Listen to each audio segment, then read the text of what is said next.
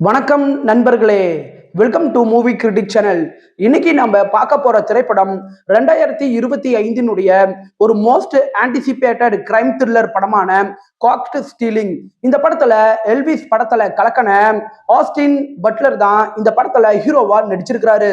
இந்த படம் உங்க எதிர்பார்ப்பை பூர்த்தி செய்யுமா இல்லையா அப்படிங்கிறத இந்த வீடியோல தெரிஞ்சுக்கலாம். ஸ்கிப் பண்ணாம பாருங்க. படத்தோட கதை அப்படின்னு பாத்தீங்கன்னா, படத்தோட ஹீரோ ஒரு முன்னாள் பேஸ்பால் வீரரா இருக்கிறாரு. இப்ப அவரு நியூயார்க்ல சாதாரணமா ஒரு கடையில வேலை செஞ்சுக்கிட்டு இருக்கிறாரு. ஒரு நாள் அவருடைய நண்பர் ஒருத்தர் அவர்கிட்ட ஒரு பொருளை கொடுக்குறாரு.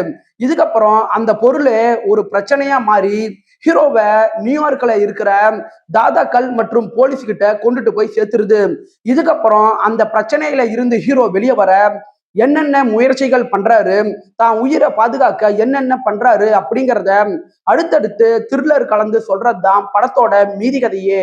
படத்தோட பாசிட்டிவ் அப்படின்னு பாத்தீங்கன்னா, படத்தோட டைரக்டர் டேரோன் ஆரோனாஃப்ஸ்கையோட மேக்கிங்க நீங்க பாராட்டியாகணும். படத்துல வர எல்லா காட்சிகளையுமே ரியலிஸ்டிக்காவும் ராவாவும் இவர் பிரசன்ட் பண்ண விதம் சூப்பரா இருக்குது.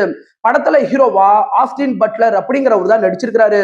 அவரு பயப்படுற குணம் உடைய ஒரு நபர் எப்படி ஆக்ரோஷமான ஒரு மனிதரா மாறுறாரு அப்படிங்கிறத தான் நடிப்பு மூலமா சூப்பரா வெளிக்கொண்டுட்டு வந்திருக்கிறாரு. இந்த படம் 1 மணி நேரம் 45 நிமிஷம் ரன் ஆகக்கூடிய ஷார்ட்டான படம். குயிக்கா உங்களால பார்த்து முடிக்க முடியும்.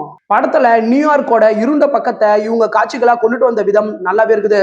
படத்தோட சவுண்டிங் ஒர்க் மற்றும் பிஜிஎம் படம் பார்க்கும்போது ஆடியன்ஸுக்கு பதற்றம் அப்படிங்கிற ஒரு விஷயத்த நல்லாவே கொடுக்குற அளவுக்கு படத்துக்கு நல்லாவே சப்போர்ட் பண்ணிருக்குது.